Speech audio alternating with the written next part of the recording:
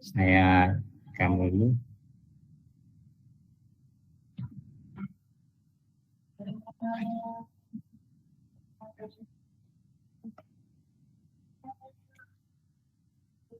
Bismillahirrahmanirrahim. Assalamualaikum warahmatullahi wabarakatuh. Waalaikumsalam warahmatullahi wabarakatuh. Bismillah, alhamdulillahirabbil alamin. Allahumma shalli ala Muhammad wa ala alihi washabihi ajma'in. Amma ba'du. Syukur pada Allah Subhanahu wa taala karena pada sore hari ini di tengah-tengah kesibukan teman-teman yang padat yang luar biasa, saya ucapkan terima kasih telah berkenan untuk menyempatkan waktu untuk belajar bareng ya. Jadi saya hari ini sesungguhnya tidak mengajari teman-teman, tapi karena teman-teman mungkin sudah mempraktekkan hal ini, jadi saya lebih mengatakan ini sebagai bagian dari belajar bareng ya, bersama-sama. Mudah-mudahan nanti ini bisa teman-teman praktekkan di kelas, karena ini sangat penting terutama ketika kita berhadapan dengan anak-anak yang hari ini mungkin tingkat kedisiplinannya menurun karena banyak faktor begitu ya. Bisa jadi karena pengaruh gadget, pengaruh pergaulan dengan teman-teman, sehingga kita menjumpai anak didik kita mungkin agak sedikit ya, dalam tanda kutip susah diatur begitu ya.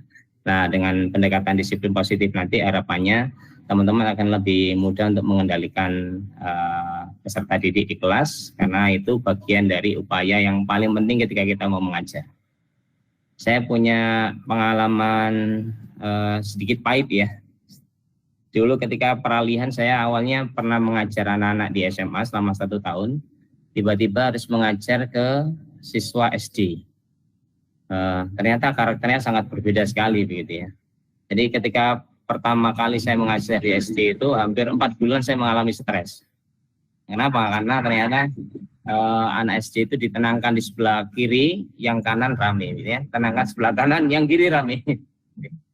Sehingga saya 4 bulan itu mengalami stres. Gimana ngajar anak-anak SD yang biasanya saya mengajar anak-anak SMA gitu ya.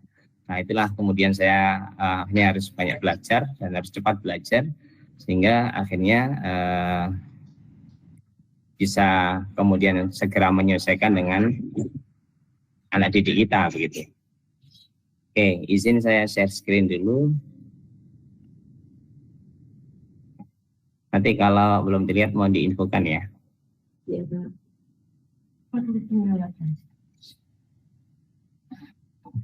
Oke, sudah tampakkah di layar teman-teman? Sudah, Kak. Oke.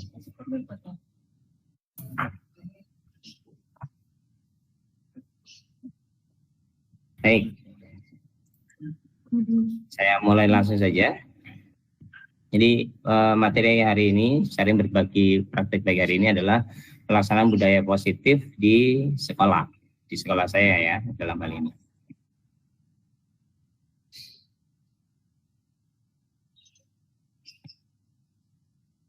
Kalau misalkan saya full screen bisa pindah slide ya, saya izin ya.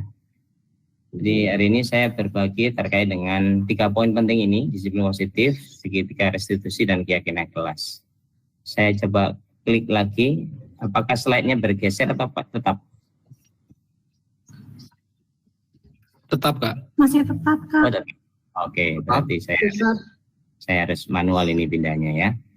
Oke. Tujuan belajar hari ini adalah teman-teman harapannya bisa menciptakan lingkungan belajar yang kondusif dan menyenangkan di kelas.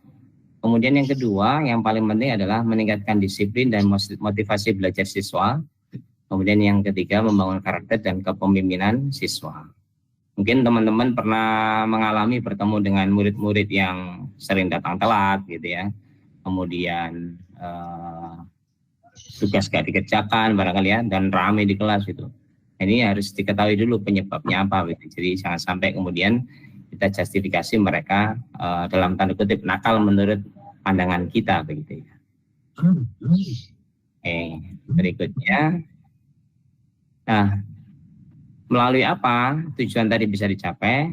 Yang pertama adalah nanti kita akan belajar tentang bagaimana perubahan paradigma belajar kemudian disiplin positif, keyakinan kelas, dan segitiga distribusi. Nah, sebelum saya masuk, kita mulai dulu dengan berdoa ya. Kita baca basmalah bersama-sama. Bismillahirrahmanirrahim. Oke, kita main kuis dulu ya. Teman-teman boleh sebutkan jawabannya. Tebak gambar ya. Nama negara berdasarkan gambar yang ada di layar. Kira-kira jawab.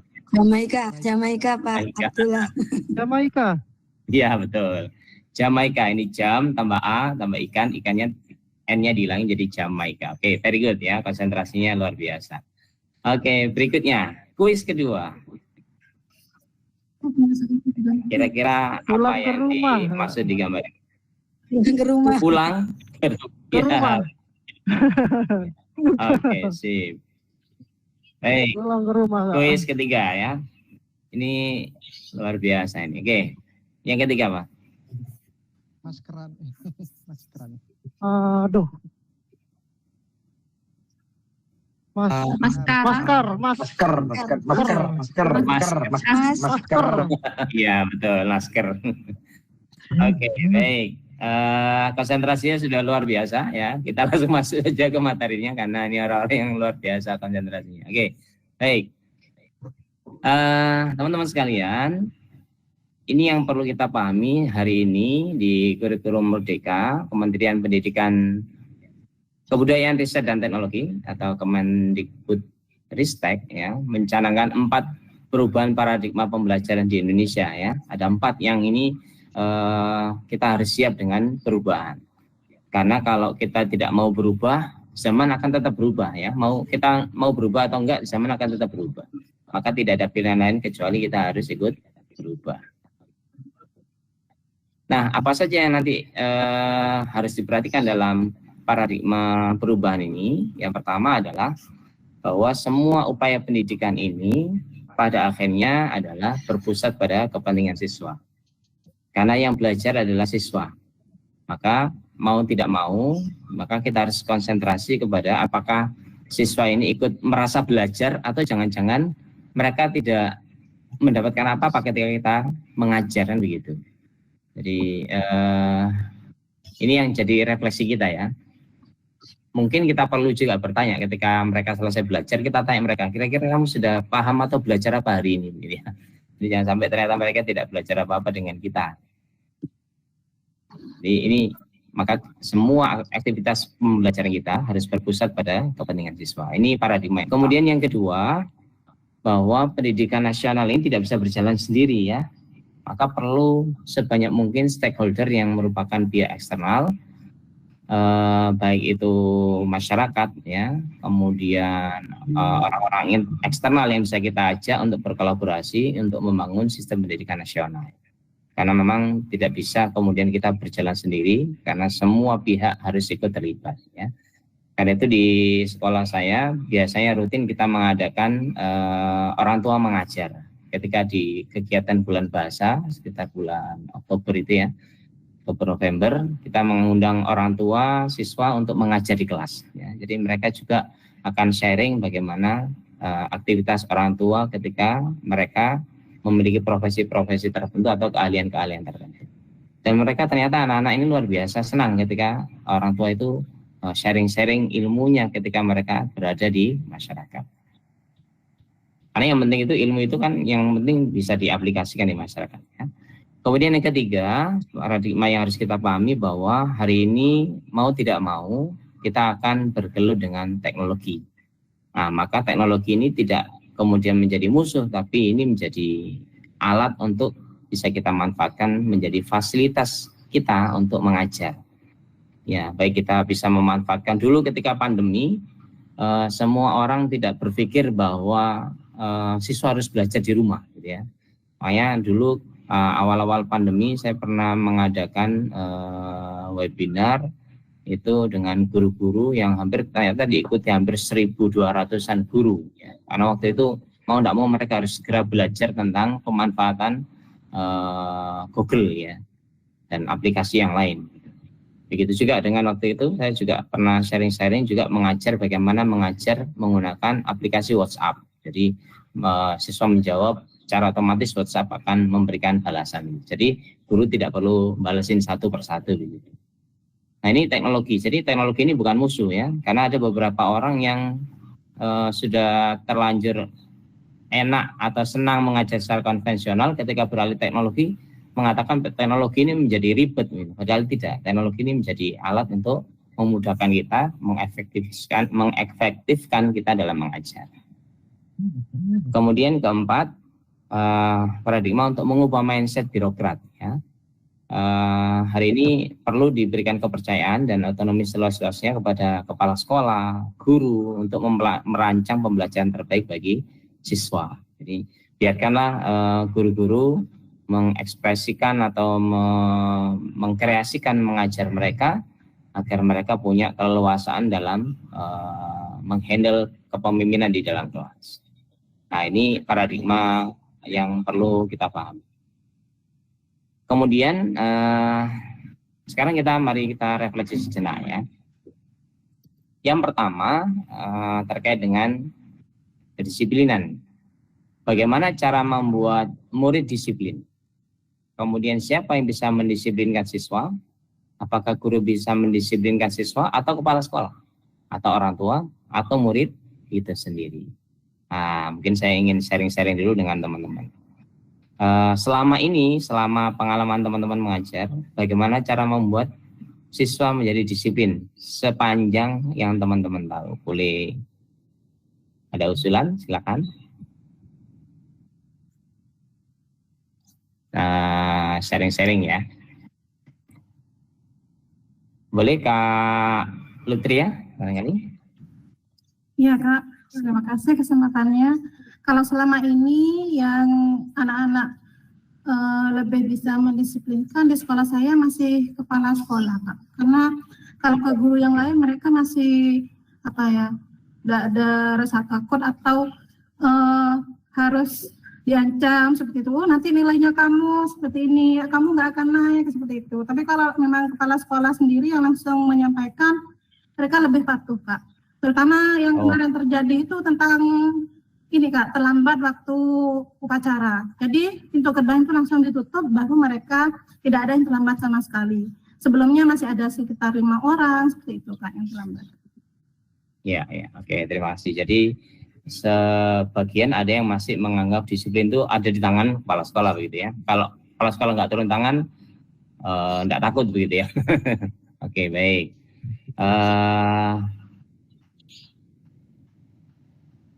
Mengapa kira? Tadi sudah sempat jawab ya, karena mereka hanya takut kepada kepala sekolah. Oke, saya lanjut sharing dulu ya, biar nanti waktunya cukup ya. Saya ambil satu-satu dulu untuk memberikan komentar. Saya lanjut dulu. Tadi sudah sempat dijawab oleh Kak Lutria. Sudah muncul lagi di layar, teman-teman? Iya, Kak. Oke. Berikutnya, saya akan lanjutkan. Nah, disiplin sendiri, kalau dalam kamus KBBI, itu adalah tata tertib di sekolah, kemiliteran, dan sebagainya. Di sana ada ketaatan, kepatuhan kepada peraturan. Jadi mereka akan taat kalau ada peraturan. Itu dikatakan disiplin. Tapi ada juga yang mengaitkan bahwa disiplin itu hubungannya dengan dihukuman. Kalau mereka melanggar, maka mereka dihukum gitu ya. Nah begitu. Sebagian di antara kita menganggap bahwa mereka disiplin kalau mereka dihukum gitu. Sehingga mereka akhirnya mau taat karena mereka takut dihukum. Nah, apakah seperti itu? Nanti kita akan coba kupas ya. Nah, kalau menurut Ki Hajar Dewantara, sesungguhnya disiplin itu bagian dari self-disiplin ya. Yaitu kita sendiri yang mewajibkan diri kita untuk menjadi orang yang disiplin dengan sekeras-kerasnya. Itu menurut Ki Hajar Dewantara. Bagaimana caranya agar manusia itu punya kesadaran, murid kita punya kesadaran bahwa dia harus mewajibkan dirinya untuk disiplin gitu ya. Nah, ini yang akan digarap. Nanti kalau tiba-tiba suara saya hilang, tolong disampaikan ya. Khawatirnya pas suara saya hilang. Oke. Kemudian untuk menciptakan murid yang merdeka, ya, dalam arti mereka punya kemandirian untuk mendisiplinkan diri mereka sendiri, maka harus ada motivasi dari internal, ya. Kalau mereka tidak ada motivasi dari internal, maka ya mereka akan terus begitu, ya. Misalkan saya pernah menjumpai murid saya ketika kelas dulu kakaknya di kelas saya, sekarang saya kelas 4 dulu, sekarang kakaknya di kelas 5.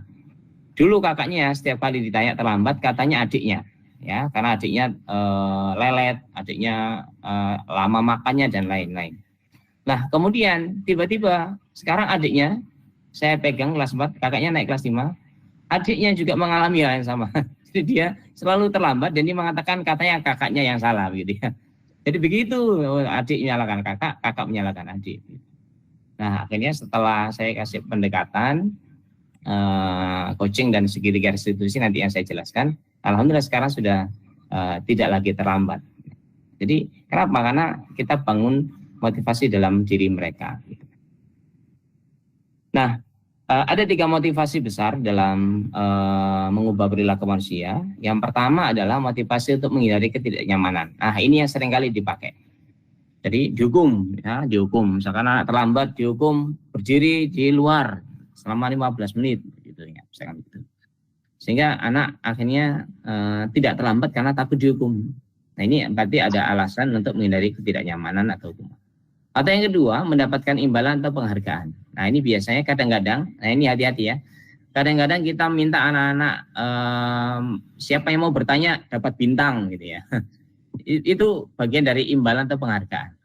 Nah, mereka akan, hati-hati ini, mereka akan terkungkung dengan imbalan. Kalau mereka tidak dapat imbalan, mereka tidak akan maju. Kenapa? Karena mereka ingin mendapatkan imbalan.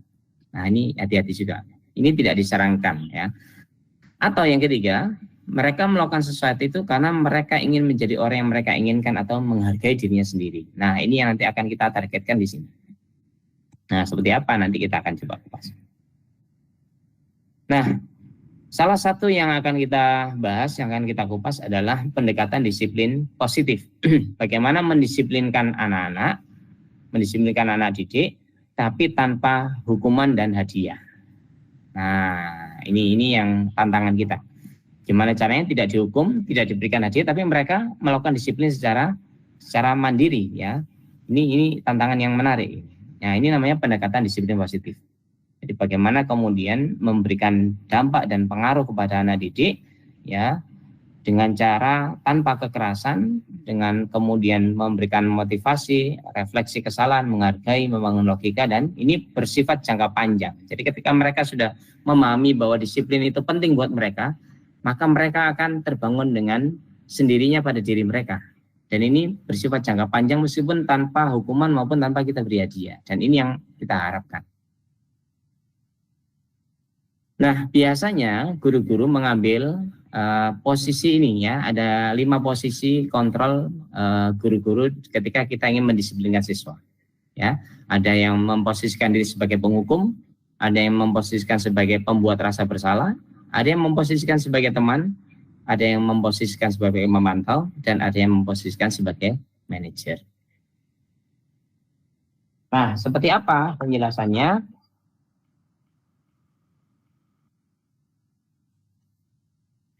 Oke, saya akan jelaskan satu persatu secara singkat saja. Yang pertama, ada guru yang memposisikan dirinya sebagai penghukum. Ya, pokoknya kalau ada kesalahan anak-anak, maka cara paling tepat untuk mendisiplinkan dia adalah dengan dihukum. Ya, dan kita mungkin sering menjumpai seperti ini. Misalkan anak tadi ya, terlambat suruh berdiri, kemudian misalkan dia tidak menyelesaikan tugasnya, maka dia harus menulis beberapa lembar, gitu ya. Jadi biasanya ciri-cirinya, kata-kata yang sering dikeluarkan oleh guru-guru tipe penghukum ini adalah ini: kamu terus saja salah, selalu salah, pasti kamu yang terakhir. Kenapa kamu terakhir yang mengumpulkan tugas? Ya, patuhi aturannya ya, awas kalau salah. Biasanya ada ancaman-ancaman yang dikeluarkan. Ini biasanya tipe-tipe guru yang penghukum. Nah, mudah-mudahan kita tidak masuk golongan ini. Kalau sekarang kita masuk golongan ini, mudah-mudahan kita akan beralih di golongan yang lebih baik. Nah, ada tipe yang kedua adalah guru yang memiliki tipe pembuat rasa bersalah, membuat anak didiknya bersalah. Nah, misalkan begini, biasanya kata-kata nih yang ada tanda merah ini ya. Ibu sangat kecewa sama kamu nak, kenapa kamu terlambat terus, sudah berapa kali ya nih. Jadi dia membuat muridnya jadi bersalah ya. Berapa kali sudah diingatkan, masih saja terlambat, masih saja nggak ngecekkan PR, masih saja dan begitu.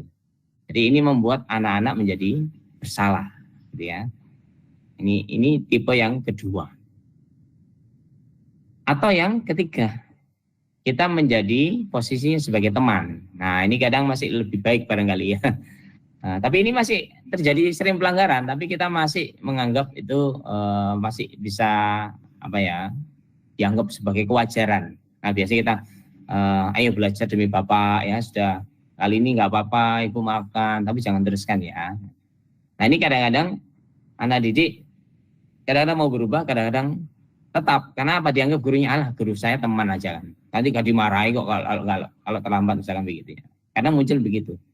Nah, ini kalau tipe guru sebagai teman. Atau yang berikutnya adalah tipe guru pemantau. Nah, ini biasanya sudah membuat peraturan yang cukup jelas biasanya. Nah, biasanya gurunya langsung tinggal tanya begini, peraturannya apa? Kalau terlambat harus ngapain? Kalau buang sampah harus ngapain? Nah, begitu. Jadi ini sebagai tipe pemantau. Jadi dia hanya berpatokan pada aturan yang sudah dibuat. Jadi kayak semacam mandor begitu ya, kalau di kuli bangunan begitu ya, dia mandornya. Nah, kita berharap nanti kita akan beralih pada posisi manajer. Nah, posisi manajer ini mengajak nanti lebih banyak ke segitiga restitusi ya nanti ya. Jadi kita mengajak membangun kesadaran mereka, apa yang kemudian menjadi keyakinan mereka, apa yang kemudian kita bertanya kepada siswa untuk memperbaiki kesalahannya. Dan mereka ketika kita melakukan pendekatan ini, anak-anak akan biasanya merasa diajak untuk mencari solusi. Jadi meskipun mereka yang nanti akan mencari solusinya, nah, guru sebagai manajer untuk membantu menemukan solusi itu bersama anak didiknya.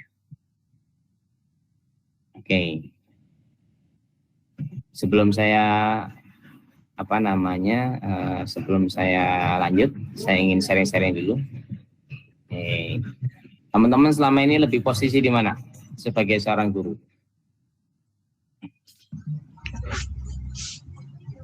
Penghukum teman. Jujur. Penghukum teman. Penghukum sama teman. Kadang Kalau dihukum kadang teman. Kalau dihukum itu lebih cepat ya, lebih cepat jerah ya. Tapi hati-hati ya, ketika kita menghukum itu anak akan ingat hukuman kita itu selamanya ya, dia tidak akan mudah untuk melupakan apa yang sudah pernah dihukum oleh gurunya. Nah, ini hati-hati ya. Nah, kita dulu pada umumnya pernah mungkin ya sama guru-guru kita pernah dihukum ya. Dan semua kita akan mengenang hukuman itu sampai sekarang. Nah, jangan sampai kemudian mereka mengenang kita karena hukuman, tapi mudah-mudahan kita dikenang karena mereka karena kebaikan kita, kan harapannya begitu ya. Oke. Baik, saya lanjut lagi ya. Ini waktunya biar cukup. Nah, saya lanjut dulu. Oke, sebentar.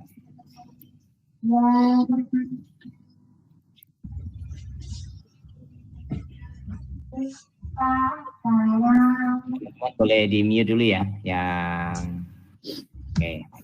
Oke, saya lanjut ya. Oke, berikutnya. Nah, maka untuk mendisiplinkan itu kita perlu membuat sebuah keyakinan kelas. Nah, ini nanti akan kita bahas, dan ini yang nanti akan saya sharingkan lebih lanjut ya.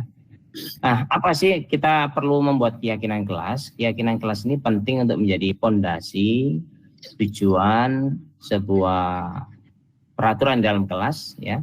Ini untuk memecahkan konflik dan masalah di dalam kelas, sehingga akhirnya membuat anak-anak itu berdisiplin ya dengan kesadarannya. Nah, keyakinan kelas ini kita buat agar mereka memahami bahwa sesuatu itu perlu ditaati dengan penuh kesadaran. Seperti apa impian kelas kita? Nah, saya berpikir bahwa kalau saya memimpin kelas saya, jika lingkungan di sekeliling murid ini merasa aman dan nyaman tanpa tekanan, maka proses belajar akan lebih mudah diterima. Mungkin ada banyak anak-anak didik kita sering nggak konsen, diajari nggak nyambung-nyambung karena situasi di kelasnya kacau ya. Karena mungkin di kelasnya ramai, karena mungkin banyak siswa yang tidak tertib begitu. Nah, lantas bagaimana cara menciptakannya? Nah, kita perlu memahami yang pertama bahwa murid kita ini adalah bagian dari rekan belajar ya. Mereka akan belajar kepada kita dan kita juga belajar pada murid ya. Nah, ingat kita akan banyak belajar sabar, emosi bisa terkendalikan ya. Dari belajar dari mana? Dari belajar kepada anak-anak. Karena itu mari kita anggap anak-anak kita ini sebagai rekan kita ya. Kata Filipin, kita bisa berkongsi dengan anak didik kita. Oke, nah bagaimana langkah strategisnya? Yang pertama, kita perlu orientasikan kepada siswa pentingnya kesepakatan kelas untuk proses belajar mengajar. Ya, jadi ini bisa dilakukan sebaiknya memang di awal semester, tapi bisa juga dilakukan sesuai kondisi ya. Nah, karena kemarin ilmunya baru tengah-tengah baru dapat, akhirnya di tengah semester itu saya buat kesepakatan kelas dengan anak-anak ya, bisa saja. Nah, keyakinan kelas ini bisa dibuat bersama wali kelas, guru mapel, biar sama-sama punya dukungan yang sama ya. Karena kadang kalau mungkin kita pernah menjumpai guru ini kalau di kelas mereka bisa tertib, tapi kenapa dengan guru yang lain nggak bisa tertib kan gitu. Nah, berarti ada keyakinan kelas yang belum disepakati atau belum dipahami oleh guru-guru yang lain kan begitu. Maka kita perlu ini melakukan bersama-sama dengan teman-teman. Nah, kapan kita memulai ini? Nah, ini tadi saya katakan sesuai dengan kondisi, tapi sebaiknya di awal kelas ya. Ini foto saat kita membuat kesepakatan kelas dengan anak-anak di kelas ya. Saya kebetulan menghandle anak kelas 4 ya, yang ternyata tahun ini anak-anak di kelas 4 yang saya ajar ini super ekstra aktif ya, baik lagi ataupun yang perempuan. Oke, saya mulai dari mana? Nah, saya mulai mengajak mereka untuk merefleksi ya. Saya mulainya begini, anak-anak, kira-kira apa yang membuat kalian tidak nyaman di kelas? Nah, mereka kita ajak brainstorming, mereka menulis di post-it ya. Mereka saya kasih kertas post-it satu persatu, kemudian mereka menuliskan apa yang kemudian membuat mereka tidak nyaman. Macam-macam ya, ada yang temennya rame gitu ya, ada yang buang sampah sembarangan, ada yang keluar tanpa izin ke kelas, dari kelas keluar tanpa izin gitu ya, ada yang suka main bola di kelas mengganggu gitu. Ya, mereka kita brainstorming apa saja yang membuat mereka tidak nyaman. Kemudian ini melibatkan mereka ya, melibatkan anak-anak untuk membuat peraturan kelas dan membuat kesepakatan akhirnya dan jadi nanti keyakinan kelas. Kemudian setelah pertanyaan pertama ini sudah saya ajukan, kemudian saya mengatakan apa usul kalian agar kelas menjadi nyaman. Nah, mereka juga kita ajak membuat usulan-usulan ya. Kemudian yang ketiga, apa peraturan kelas yang kalian inginkan? Oh, itu ada yang kemarin waktu saya brainstorming itu ada yang mengatakan peraturan kelasnya kalau misalkan rame misalkan ya, denda 5.000, denda 10.000, macam-macam ya. Nah, nanti kita akan luruskan mana yang boleh, mana yang nggak boleh. Nah, apa konsekuensinya? Nah, mari kita buat kesepakatan bersama untuk membuat keyakinan kelas. Ini beberapa rekomendasi. Ini peraturan kelas ini mereka yang mengusulkan, saya menuliskan di sini ya. Kemudian setelah itu mereka kita ajak mengeksplor ya, kenapa mereka boleh melakukan ini, tidak boleh melakukan ini. Mereka presentasi masing-masing kelompok. Nah, seperti ini. Kenapa mereka perlu menjaga kenyamanan? Ya. Tampak seperti apa? Tidak tampak seperti apa ketika mereka menyatakan nyaman itu seperti apa? Nah, ini mereka brainstorming. Nah, kemudian mereka menanyakan, memilih yang misalkan menghargai dan menghormati misalkan itu. Mereka juga brainstorming. Kenapa mereka perlu melakukan itu? Nah, ini yang saya katakan tadi, jangan lupa didokumentasikan ya. Jadi yang ini tadi ada post-it ya. Ini didokumentasikan untuk menjadi bukti aksi nyata kita nanti ya. Nah, ini kita eksplor mereka kita ajak untuk menceritakan kenapa mereka harus membuat peraturan itu, mereka kenapa harus membuat keyakinan kelas seperti itu. Oke, nah setelah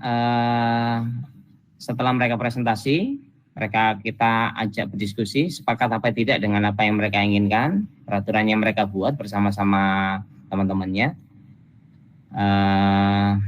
Lalu kita eksplor untuk membuat keyakinan kelas. Apa yang kemudian menjadi keyakinan kelas kita agar kelas kita menjadi tertib. Nah, begitu. Jadi kita ajak mengeksplorasi dengan dari peraturan yang sudah dibuat. Jadi kata-kata yang lebih simpel gitu ya. Nah, pada akhirnya semua peraturan-peraturan yang ada, akhirnya kita buat kesimpulan ada 3 poin besar ini, keyakinan kelas. Yang pertama adalah berusaha maksimal gitu ya, tidak boleh menyerah. Kemudian menjaga kenyamanan, ini bentuknya macam-macam ya, tidak boleh buang sampah sembarangan, tidak boleh jalan-jalan saat guru mengajar, tidak boleh rame, ini buat menjaga kenyamanan. Menghormati dan menghargai, ini tidak ada yang lagi yang mengolok-olok orang tua temannya begitu ya. Nah, ini bagian dari kasus-kasus yang ada di kelas. Dan mungkin setiap kelas kita mungkin akan berbeda karena setiap kelas punya keunikan tersendiri ya. Nah, kalau sudah menjadi keyakinan kelas, ini kita cetak, kita tempel di kelas. Kemudian jadi ketika anak-anak itu melanggar, kita tinggal menunjukkan saja peraturan yang sudah mereka buat. Nah, untuk meyakinkan bahwa mereka melakukan itu ya, menyepakati itu, maka kita minta untuk tanda tangan ya. Ayo silakan tanda tangan dari peraturan kelas yang sudah dibuat. Jadi setiap orang tanda tangani. Ya, artinya mereka menyepakati bahwa itu mereka buat sendiri dan mereka menyepakati sendiri. Nah, ini. Jadi biar mereka juga merasa terlibat. Jadi ketika nanti tiba-tiba di kelas itu rame, kita tinggal tunjukkan, ayo kemarin kita sudah sepakat apa, keyakinan kelas kita apa. Nah, kita tunjukkan mana keyakinan kelas yang kita langgar. Begitu. Jadi kita tidak perlu teriak-teriak ya untuk mendisiplinkan anak-anak ya. Kadang-kadang kita ini kan lebih senang teriak-teriak, lebih senang menghukum gitu ya. Tapi dengan pendekatan ini anak-anak akan lebih mudah untuk dikondisikan atau dikendalikan. Ya. Mungkin sampai sekarang pun juga beberapa guru-guru yang masih belum memahami kondisi kelas saya, ketika mereka masuk udah sambatan ya. Mereka, wah kelasnya rawame Pak. Dan saya sampaikan, itu di sana sudah ada keyakinan kelas Bu, Pak, Ibu tinggal nyampaikan aja apa keyakinan kelas di kelas ini gitu ya. Nah, itu mereka sudah set mereka akan tertib sendiri gitu. Kenapa? Karena itu sudah mereka sepakati. Nah, setelah itu jangan lupa kita meminta umpan balik kepada mereka. Setidaknya ada 4 pertanyaan ini ya. Ini yang biasanya diminta oleh PMM ya di pelatihan mandiri itu. Nah, kita harus menyertakan ini umpan balik. Yang pertama adalah apakah gurumu melibatkanmu saat mendiskusikan keyakinan kelas ya. Kemudian pertanyaan kedua, apakah gurumu menjelaskan fungsi dan kegunaan keyakinan kelas sehingga kamu memahaminya. Kemudian yang ketiga, jelaskan apa kegunaan keyakinan yang kalian buat bersama teman-teman di kelas dan gurumu. Kemudian yang keempat, apakah gurumu sering mendiskusikan denganmu tentang keyakinan kelas. Nah, ini jangan lupa ini dibuatkan. Boleh juga jangan lupa identitas, kemudian pertanyaan dan jawaban ini. Kemudian jangan lupa didokumentasikan juga ya, seperti ini, difoto. Sehingga saya antara 3 atau 4 lah umpan balik dari siswa. Nanti agar mudah di ACC oleh tim kurasi PMM ya. Ini saya ambil 3 sampling ya dari murid-murid saya. Nah, ini. Kemudian kita ajak foto bersama ya. Ini murid-murid saya ya. Luar biasa ya. Tenaganya itu sepertinya mereka punya baterai alkalin, cadangannya tidak terbatas ya. Oke. Nah, berikutnya setelah kita buat keyakinan kelas, kemudian kita melakukan refleksi lagi ya. Ternyata kadang-kadang masih ada anak-anak yang melanggar. Nah, bagaimana pendekatannya agar mereka tidak melanggar lagi begitu? Makanya nanti kita ada pendekatan yang namanya pendekatan segitiga restitusi ya. Nah, ini biasanya. Ini sebagai refleksi kita. Ketika murid kita melakukan kesalahan, tindakan mana yang akan kita lakukan? Apakah kita menunjukkan kesalahannya dan memintanya melihat kesalahannya baik-baik? Ataukah kita mengatakan, kamu harusnya tahu bagaimana kamu seharusnya bertindak? Ataukah kita mengingatkan murid kita akan kesalahannya yang sama di waktu sebelumnya? Kamu udah melanggar berapa kali ini?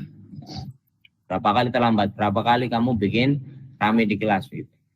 Maka kita bertanya padanya, kenapa kamu melakukan sesuatu yang seharusnya tidak kamu lakukan?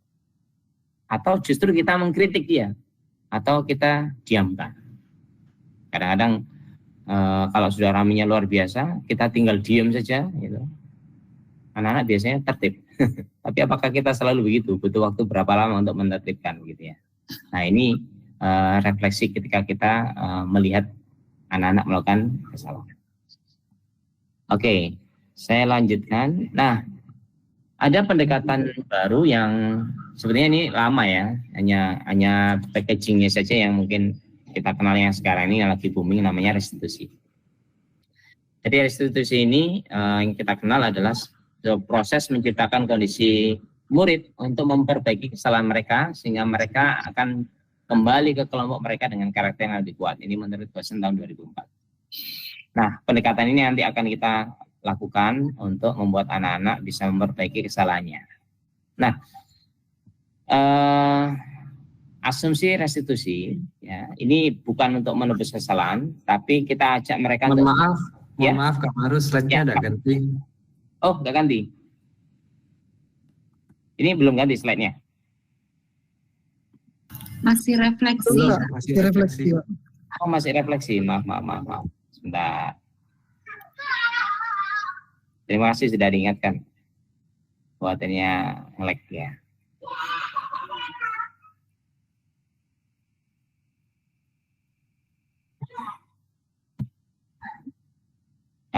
Oke. Sekarang sudah ganti ya slide-nya ya. Sudah, Kak. Oke. Saya ulangi lagi ya. Jadi restitusi ini mengajak anak-anak menemukan kesalahan mereka dan bisa kembali kepada kelompok mereka dengan cara mereka memperbaiki kesalahannya sendiri gitu ya. Kemudian ini slide-nya udah ganti belum? Ini slide saya asumsi restitusi. Sudah Kak? Sudah. Ya. Oke. Baik, saya lanjut ya. Jadi restitusi ini adalah bukan untuk menebus kesalahan, tapi kita mengajak mereka, anak-anak didik kita untuk belajar dari kesalahan yang mereka lakukan. Kemudian restitusi ini juga merupakan tawaran, bukan paksaan ya. Jadi mereka kita berikan penawaran untuk memperbaiki kesalahannya. Kemudian yang ketiga, restitusi ini adalah untuk menuntun mereka untuk melihat ke dalam diri mereka agar mereka tahu apa yang salah dan apa yang harus mereka lakukan. Ya. Kemudian yang ketiga, yang berikutnya adalah mencari kebutuhan dasar yang mendasari tindakan mereka agar mereka memiliki cara yang lebih baik untuk berubah. Ya. Nah, kita perlu mengetahui apa kebutuhan dasar mereka. Saya pernah menjumpai satu murid ini yang akhirnya membuat saya akhirnya terenyuh ya. Ini saya coba tutup dulu slide-nya. Jadi saya punya murid itu setiap hari itu terlambat, hampir setiap hari, ya. Kemudian pada akhirnya mungkin guru-guru sebelumnya entah mungkin pernah menghukum atau apa ya. Tapi saya ingin mencari pendekatan yang lain. Akhirnya saya coba home visit ke rumahnya.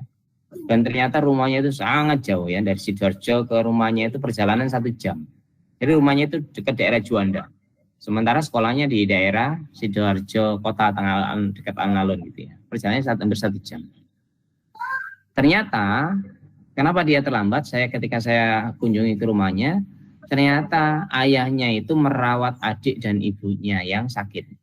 Ibunya itu sakit, nggak tahu karena apa, akhirnya yang jelas semacam kehilangan kesadaran gitu. Sementara adiknya masih balita, itu dia kena gangguan pernafasan. Jadi ayahnya itu sebelum dia mengantar si anak ini ke sekolah, ayahnya ini harus merawat 2 orang ini, ibunya dan adiknya. Dan itu saya baru tahu, oh ya Allah, ternyata kenapa dia terlambat. Salah satunya karena itu, selain jaraknya yang paling jauh dari teman-teman yang ada di kelas. Nah ini kan kita perlu mengetahui ya, kenapa dia terlambat. Kita perlu mencari tahu sumbernya. Jadi jangan sampai kemudian kita langsung menghukum dia sering terlambat dan lain-lain. Karena kadang-kadang kita nggak tahu apa yang membuat dia terlambat. Nah ini yang harus digali oleh seorang guru. Kemudian berikutnya saya balik ke slide biar waktunya cukup. Nah, kemudian restitusi ini berfokus pada solusi ya, bukan mencari kesalahan anak, tapi kita fokus bagaimana cara mencarikan solusi buat mereka. Baik. Nah, slide saya apakah sudah berganti? Sudah Kak. Oke. Segitiga restitusi Kak. Ya, segitiga restitusi. Tahapannya yang segitiga ini adalah yang pertama kita menstabilkan identitas ya. Kemudian kita memvalidasi tindakan yang salah, kenapa mereka melakukan itu ya. Kemudian yang ketiga menanyakan keyakinan. Jadi ketika anak melakukan kesalahan, itu yang pertama kali adalah harus kita tahu dulu ya. Dia melakukan kesalahan itu karena apa gitu. Dan kita harus stabilkan identitas mereka. Jadi sampaikan kepada mereka bahwa ketika mereka melakukan kesalahan, mereka ini bukan satu-satunya orang yang pernah melakukan kesalahan itu. Oke. Ini slide saya kayaknya berhenti. Nah. Masih terlihat ya slide-nya ya? Oke.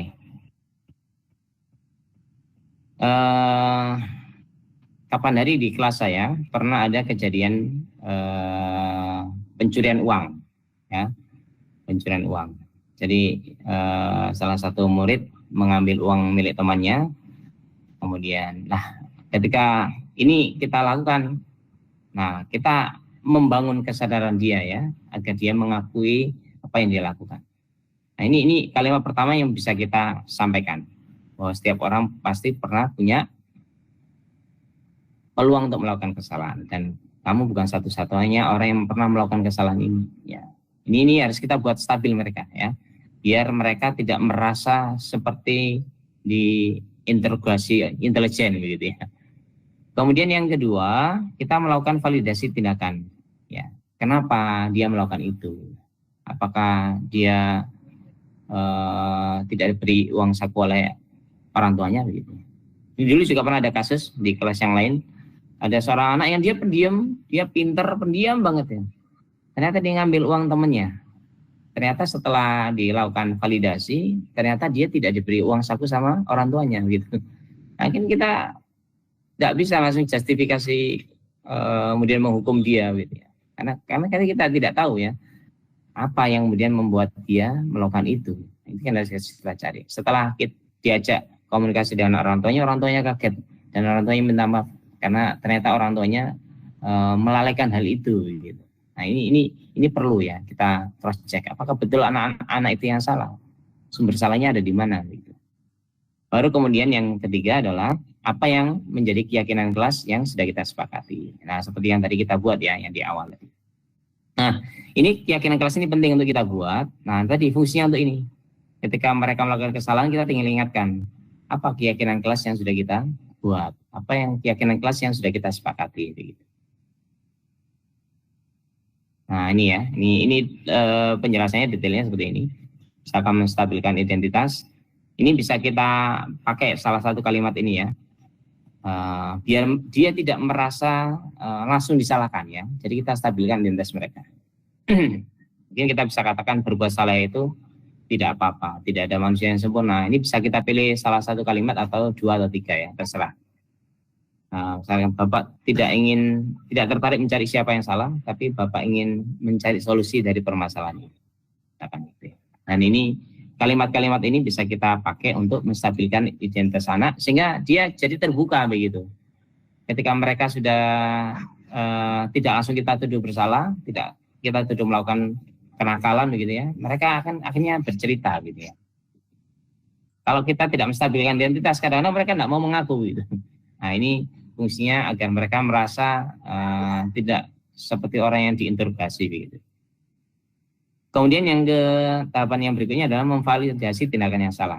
Ya, ini bisa kita pakai kalimat-kalimat ini. Ya, misalkan padahal kamu bisa melakukan yang lebih buruk dari ini loh ya. Jadi kamu melakukan ini jangan sampai terjadi hal yang lebih buruk lagi. Atau misalkan ini, nah ini biasanya saya pakai. Kamu punya alasan kenapa melakukan hal itu. Yang saya biasanya pakai ini, ya. Nah, nanti teman-teman silakan mana yang kira-kira lebih nyaman buat teman-teman ya. Misalkan ini karena saya temukan anak-anak yang ketika diajak sholat duhur itu bulet ya, dia masuk ke kelas yang lain, nggak masuk ke tempat sholat gitu ya. Nah, kita tanya, kamu pasti punya alasan kenapa melakukan itu. Baru kemudian kita ajak mereka untuk masuk ke keyakinan kelas. Nah, apa yang sudah kita sepakati kemarin, kan kamu juga tanda tangan gitu ya. Boleh nggak melakukan itu? Kamu ingin jadi seperti orang seperti apa? Gitu. Nah ini bisa kita ajak. Jadi ketika kita sudah membuat keyakinan kelas enak. Jadi kita negur anak itu atau mengingatkan anak itu tidak banyak argumen ya. Kenapa? Karena mereka sudah membuat keyakinan itu bersama-sama kita. Dan ini lebih enak ketika kita ingin memperbaiki kesalahan mereka. Gitu. Oke, nah yang terakhir mungkin di sesi akhir ini saya ingin menyampaikan bahwa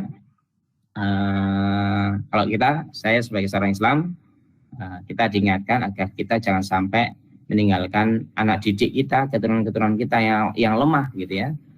Maka kita ajak mereka untuk bertutur kata yang benar, ya, bertakwa kepada Allah, takut bukan kepada kita, tapi mereka takut taat kepada Allah. Kemudian berikutnya kita perlu tahu bahwa cara mendidik anak termasuk masalah yang penting dan paling urgent. Karena anak ini adalah amanah orang tuanya yang dititipkan pada kita. Orang tuanya merasa tidak mampu, mereka menitipkannya pada guru-guru, kepada kita. Maka kitalah yang punya peran untuk mengambil alih amanah dari orang tua yang sudah menitipkannya ke kita.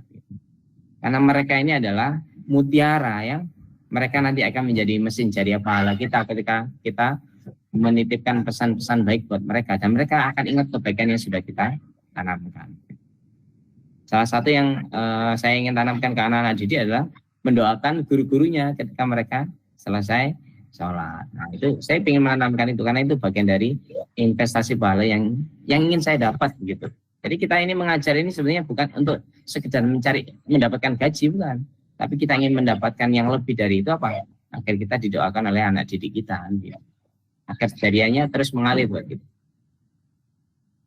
Nah, kemudian jika orang tua membiasakan dan mengajarkan kebaikan, maka anak akan tumbuh dalam kebaikan dan berbahagialah orang tuanya di dunia dan di akhirat. Demikian juga berlaku untuk guru dan pendidik. Jika kita membiasakan yang baik juga, kita juga mendapatkan kebaikan di dunia dan di akhirat. Tapi ketika kita membiasakan keburukan dan membiarkan anak didik kita, ya, tidak diatur, tidak diperbaiki sikapnya, ya, maka ia akan celaka dan binasa. Ini yang dikatakan oleh Imam Al-Ghazali. Nah, tentu kita juga takut terjadi ini pada anak didik kita. Nah, sebagai rangkuman, ini nanti kita sudah banyak belajar tentang sisi positif, mulai konsep kebutuhan dasar manusia, segitiga garis fungsi, keyakinan kelas, posisi kontrol, ya, dan ini sudah kita lakukan bersama-sama. Oke, itu yang bisa saya sharingkan. Barangkali ingin ada yang perlu didiskusikan, saya beri. Oke, masih ada waktu kurang lebih 10 menit. Ya, silakan Kak. Saya lihat dulu yang pertama kali tanya seperti ini.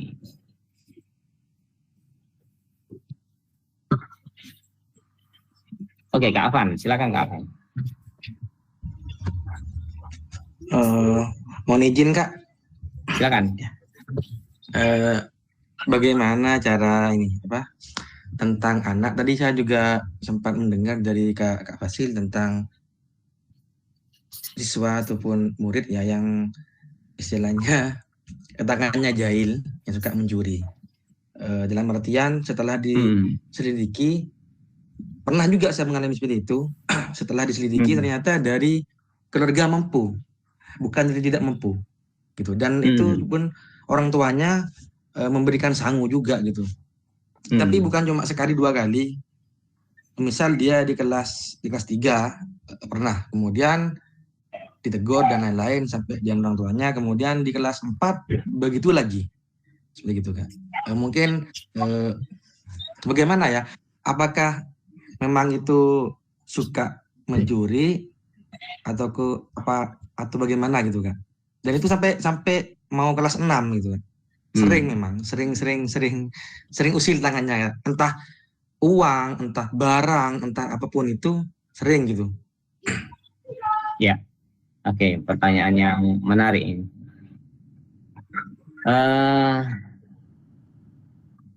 Saya pernah dengar ada satu penyakit ya, tapi kita tidak menjustifikasi kalau itu menjadi penyakit bagi anak-anak kita ya. Tapi yang jelas saya kira perilaku buruk itu saya punya keyakinan bahwa itu bisa diperbaiki gitu ya. Maka kita perlu ngajak ngobrol dulu anak ini ya dengan pendekatan segitiga restitusi tadi. Kalau kita sudah punya keyakinan yang jelas enak ya, kita tinggal balikkan ke keyakinan yang jelas. Kalaupun belum, maka kita bisa melakukan pendekatan dengan cara apa tadi? Yang pertama menstabilkan identitas ya. Karena mungkin setiap orang pernah melakukan ini atau suatu saat pernah ada orang melakukan kesalahan ini. Gitu. Yang kedua kita tanya alasannya kenapa. Kalau memang kebetulan di sekolah saya itu ada CCTV ya, jadi dia nggak bisa ngelak. Waktu itu dia ngelak itu, ada CCTV. Kita tinggal tunjukkan CCTV-nya. Nah kalau sekarang tidak ada CCTV, kemudian dia diketahui melakukan itu ya kita bisa tanya alasan apa dia melakukan itu. Nah selain itu dulu yang akhirnya membuat dia jera, itu laporannya dari wali kelas-kelas sebelumnya dulu katanya juga pernah mencuri gitu. Nah akhirnya saya selain melakukan pendekatan kepada siswa, saya panggil orang tuanya. Nah, orang tuanya saya telepon, saya minta datang ke sekolah, saya minta ajak ngobrol dengan beserta anaknya dan orang tuanya. Pada akhirnya orang tuanya yang malah mengakui, iya Pak, ini yang saya khawatirkan terjadi pada anak saya. Makanya di rumah saya pasang CCTV, bukan untuk mencari siapa pencurinya. Saya ingin mencari tahu anak saya melakukan apa di rumah saya sendiri. Gitu. Jadi orang tuanya itu masih CCTV di rumahnya gitu. Dan ini yang saya khawatirkan, dan dia tahu itu. Saya tahu di rumah itu anak saya ini. Nah ini yang saya khawatirkan terjadi. Nah akhirnya setelah itu akhirnya orang tua sih kita ajak ngobrol dengan anaknya. Setelah itu kemudian terjadilah kesepakatan antara anak dan orang tua bersama kami gurunya. Jadi ya kita memang perlu melibatkan orang tuanya. Ya, yang agak berat itu kalau orang tuanya melindungi anaknya, mengatakan anaknya nggak bersalah, ini agak repot. Dia agak berat ya. Nah, untungnya orang tuanya bisa komunikatif ya, bisa kita ajak diskusi. Jadi kita jelaskan bahwa anak ini ya mungkin sesinya kita sesuaikan kondisi ya. Apakah kita perlu ngajak ngobrol orang tuanya saja dulu? Apakah kita harus pertemukan dengan orang tua dan anaknya? Sesuai kondisional aja. Tapi yang jelas orang tuanya harus tahu. Kita harus ajak ngobrol sehingga terjadi komunikasi antara kita, guru, anak, dan orang tua. Nah dari situ kemudian kita ajak buat kesepakatan sama-sama bahwa ini adalah hal yang tidak baik. Ini kalau kejadian di sekolah masih bisa ditolerir. Kalau ini kejadiannya di luar sekolah, ini ranahnya bisa ranah hukum, bisa ditangkap, bisa dimasukkan penjara. Apa kamu senang berada di penjara? Jadi kita tentu kan ranahnya pendidikan, kita mengajak mereka untuk kita didik, gitu ya, untuk menemukan kesalahan dan bagaimana memperbaiki kesalahan dia dengan keyakinan yang sudah disepakati bersama. Jadi yang penting kita ngajak orang tuanya berkomunikasi ya. Terutama kita pertemukan orang tua dengan anak bersama kita untuk membuat kesepakatan. Kalau saya sih sementara jawabannya begitu Kak. Ini yang kasus yang pernah saya selesaikan di kelas begitu. Alhamdulillah akhirnya saya katakan selesai ya, tidak terulang lagi. Gitu. Jadi, mudah-mudahan tidak sampai kejadian lagi, begitu Kak. Izin saya berikan kesempatan dulu yang lain dulu ya Kak ya. Kak Pandi gimana? Ya Kak. Oke. Kak Lutria, silakan Kak Lutria. Ya Kak, terima kasih atas kesempatannya yang diberikan kepada saya. Saya di kelas ini Kak sempat menemui satu orang anak yang akhir-akhir ini ketika diberikan tugas dia selalu menghindar, misalnya izin ke toilet, tapi lama sekali belum kembali. Kemudian sebelumnya itu di semester 1 saya mengutarakan kepada orang tuanya, Ibu, putranya Ibu ini seperti ini. Kemudian saya ajak komunikasi, orang tuanya memang mengakui seperti itu, dan memang di rumah dia merasa kesulitan untuk mengatur, sehingga akhirnya bilang kepada saya, monggo Bu, saya serahkan ke panjenengan sepenuhnya gimana mengatasi anak saya. Karena saya sebagai orang tua merasa saya sudah tidak mampu untuk mengarahkan dia seperti itu Pak. Oke, Kak. Kemudian saya sampai saat ini masih belum menemukan solusinya. Mungkin Kakak punya pengalaman atau sesuatu yang bisa saya tiru seperti itu Kak? Ya, ini luar biasa nih. Kalau tidak bertanya kepada orang tuanya sudah menyerah ya, diserahkan kepada gurunya. Iya Kak, Yang penting gurunya tidak boleh menyerah. Nah ini bahaya. Orang tuanya menyerah, gurunya menyerah, nanti anaknya bagaimana? Ini ya. Jadi kita yang memang harus mencarikan solusi buat anak. Jadi yang pertama, memang kita perlu tahu kondisi anak ini. Kondisi ini dalam arti tadi bisa kita tanyakan kebutuhan dasar dia apa, ya. Kemampuan dia sampai di mana? Apakah memang dia itu takut dengan pelajaran itu, atau karena memang dia tidak mau diberi tugas dengan cara mengerjakan itu? Maka salah satu solusinya mungkin anak ini biar kita ajak ngobrol, dia mau mengerjakan tugas dengan teknik apa, atau produknya bisa dibuat diferensiasi ya. Nah, kita mungkin pernah mendapatkan materi diferensiasi. Jadi ada satu murid saya itu juga ketika disuruh mengerjakan tugas yang isinya menulis, pasti dia tidak selesai, gitu ya. Pasti dia tidak selesai. Dan hampir semua guru memberikan tugas menulis, dia pasti nggak selesai. Nah, maka kita perlu cari tahu dia sukanya mengerjakan tugas model seperti apa. Apakah dia perlu dengan cara menggambar, begitu, tidak harus menulis, ataukah dia hanya menjawab saja secara lisan, jawabannya tidak perlu ditulis. Nah, kita lihat maunya dia seperti apa. Jadi kita sesuaikan dengan kondisi ya, dengan kondisi anak. Karena memang tidak semua anak bisa dikondisikan sama dengan yang lain. Nah, maka kita tadi bisa melakukan pendekatan restitusi dari awalnya tadi menstabiliskan identitas, kemudian kita validasi mengapa dia menghindar itu kita harus cari tahu dulu sampai ketemu penyebabnya. Kemudian kita ajak dia untuk berefleksi, mengingat kembali apa yang menjadi keyakinan kelas yang dia juga ikut bersepakat dengan keyakinan kelas itu. Gitu. Dan ini memang memang setiap kelas kita akan menemui anak-anak yang unik gitu. Maka tugas kita memang harus menyelami dia ini tipenya seperti apa, dia bisa mengerjakan tugas dengan teknik apa, dengan cara apa, produknya seperti apa yang mungkin memang harus berbeda dengan yang lain gitu ya. Karena bisa jadi dia ya tadi alasannya bisa banyak, karena mungkin dia nggak suka dengan pelajaran tertentu, atau dia tidak suka cara mengerjakan tugas harus dengan cara itu. Jadi kita harus carikan cara yang lain. Mungkin kalau dia nggak mau nulis ya, mungkin yang lisan saja nggak apa-apa gitu. Misalkan begitu Kak. Jadi kita diferensiasikan produk yang harus dia kerjakan sebagai tugas yang harus dia selesaikan. Sementara itu Kak dari cara saya. Ada lagi? Satu lagi ya, Kak Panji, silakan. Kak Dwi Panji. Terima kasih Kak. Mohon maaf sebelumnya saya off cam karena sinyal kurang bagus Kak. Silakan Kak, boleh. Yang ingin saya tanyakan pada awal tadi Kak, Kakak menyampaikan bahwa yang di prolog bahwa disiplin positif yang aksi nyata 1.4 ini Kak ya, itu ditautkan ke PMM. Ini maksudnya bagaimana Kak? Itu yang saya tanyakan. Kebetulan saya sendiri sudah mengerjakan itu Pak Kak. Jadi dan bersertifikat. Terima kasih.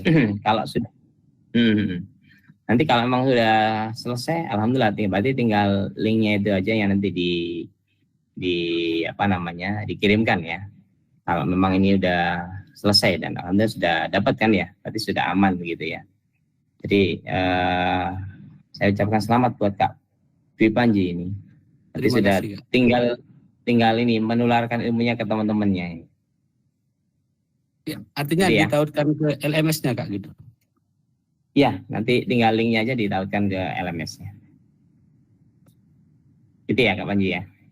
Kan itu di videonya itu kan linknya nggak ada kan ya. Nah, tinggal linknya aja yang dikopikan aja nanti. Di aksi nyata 1.4 ya Kak ya? Iya, betul. Iya, terima kasih ya. Oke Kak. Oke teman-teman, ada lagi? Cukup? Oke. Oh Kak Dwi Resti, silakan Kak Dwi.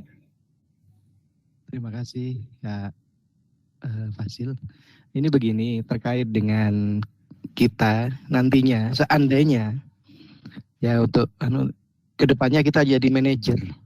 Nah, di sekolah itu kita tidak mungkin kita akan bertemu tidak hanya bertemu masalah dengan siswa.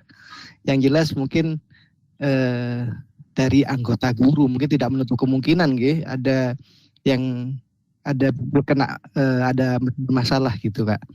Ya. Apakah nantinya seperti menggunakan segitiga restitusi itu masih bisa digunakan untuk ke teman sejawat yang mungkin lagi sedang bermasalah itu Kak, mungkin gitu Kak. Jadi karena memang kita kan kalau ke siswa kita lebih mudah, sedangkan kalau ke sesama teman sejawat itu mungkin ada rasa beliaunya lebih tua atau bagaimana lebih senior ketika kita akan melaksanakan demikian itu. Demikian Kak, terima kasih. Ya, oke. Pertanyaan menarik. Kalau untuk pimpinan sekolah ya, misalkan kepala sekolah ya, pendekatan segitiga restitusi ini bisa dilakukan ya. Jadi ini sebenarnya memang tidak hanya berlaku untuk siswa, tapi juga berlaku untuk seorang pimpinan kepada bawahannya begitu ya. Terutama orang-orang yang masih dalam pengaruh kepemimpinannya. Ini bisa dilakukan. Kalau kepada teman sejawat, saya lebih prefer ke pendekatan coaching ya. Nah, nanti pendekatan coaching nanti itu akan lebih saya prefer itu kalau kepada teman sejawat. Jadi kenapa? Karena kita belum pernah membuat kesepakatan ya dengan teman itu gitu. Tapi kalau dengan pendekatan coaching nanti akan dipelajari lebih lanjut ya di pendekatan coaching itu. Mungkin ada yang teman-teman sudah belajar itu. Nanti akan sangat enak ketika kita mau memperbaiki kesalahan orang lain. Bahkan saya sendiri kalau di sekolah saya seringkali juga diberikan tugas untuk menyelesaikan masalah yang dihadapi oleh teman-teman guru. Nah, biasanya terutama untuk teman-teman yang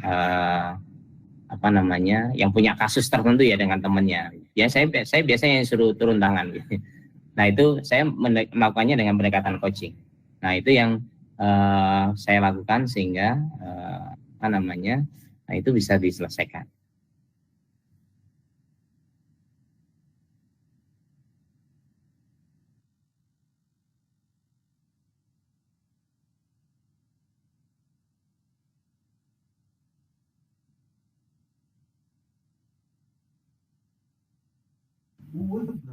Oke, seperti itu Kak di Restu yang saya lakukan ketika menyelesaikan untuk masalah ini ya sesama teman ya. Kalau antara pimpinan dengan bawahannya, saya kira pendekatan restitusi bisa dilakukan.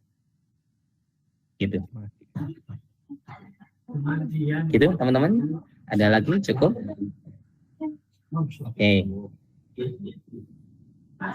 Oke, saya lihat dulu Bang Ali masih ada. Oh Kak Yudi ada yang mau tanyakan Kak Yudi? Iya Kak, Assalamualaikum warahmatullahi wabarakatuh. Silakan. Waalaikumsalam warahmatullahi wabarakatuh. Terima kasih Kak atas waktunya. Menambahkan yang dari Kak Dwi Restu Kak. Mungkin untuk yang berhubungan dengan yang keluarga Kak, artinya wali murid Kak. Apakah juga bisa digunakan segitiga institusi ini Kak? Soalnya kenapa Kak? Kadang itu anaknya itu baik-baik saja, orang tuanya yang malah bertengkar sama orang tuanya, Kak. Kemudian kadang orang tua anak-anaknya itu tidak apa-apa, anaknya tidak apa-apa itu, Pak. Jadi temannya yang menyampaikan ke orang tuanya sudah berbondong-bondong ke sekolah itu, Kak. Apa bagaimana cara solusinya itu, Kak? Ini yang bermasalah orang tuanya, bukan anaknya. Ya, kalau untuk orang tua ya kita lakukan pendekatan coaching ya, pendekatan coaching. Jadi pendekatan coaching ini simpelnya begini, pendekatan coaching ini kan kita mengajak mereka untuk menemukan solusinya dengan cara mereka sendiri gitu. Nah, nanti kita akan berlatih lebih banyak bagaimana membuat pertanyaan agar mereka menemukan solusi, tapi solusinya itu mereka sendiri yang mengutarakan. Nah, nanti kita akan berlatih di pertanyaan coaching. Kalau restitusi memang nggak bisa ya, karena kita tidak pernah membuat kesepakatan dengan orang tua dengan keyakinan seperti tadi keyakinan kelas gitu ya.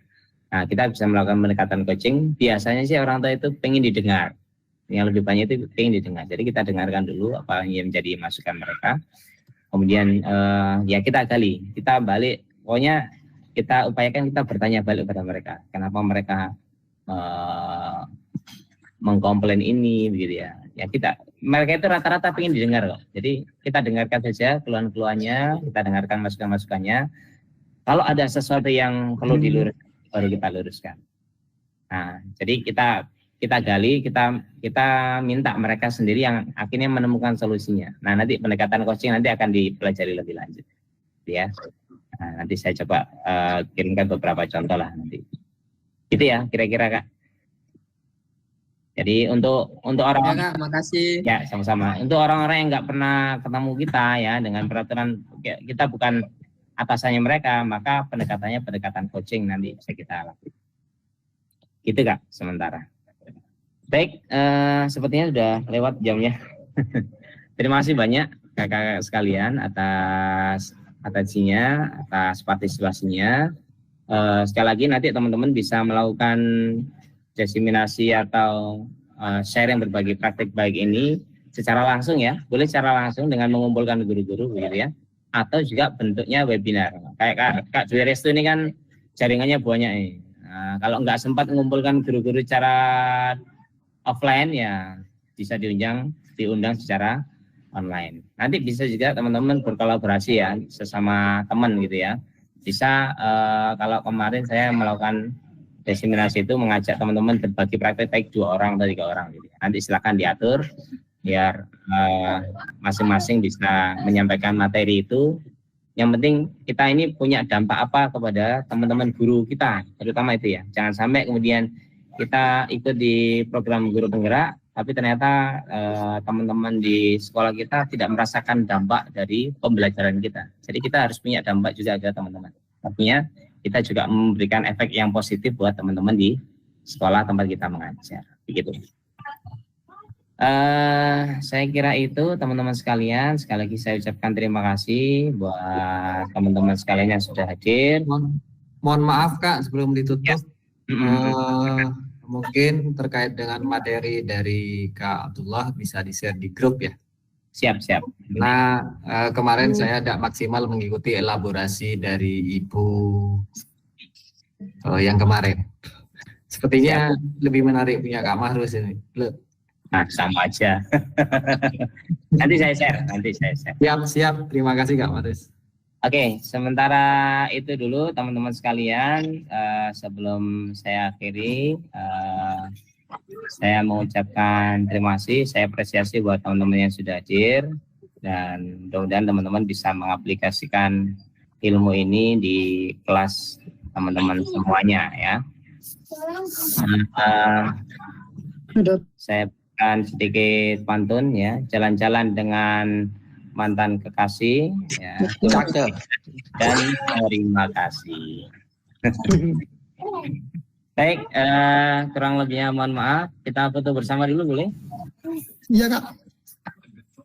Boleh yang bisa open kamera, boleh open kamera. Kita foto bersama.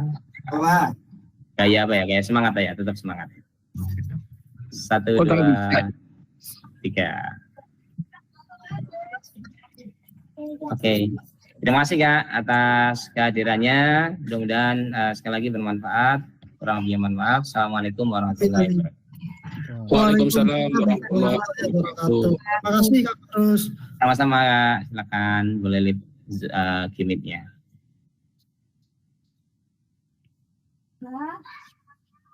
Ada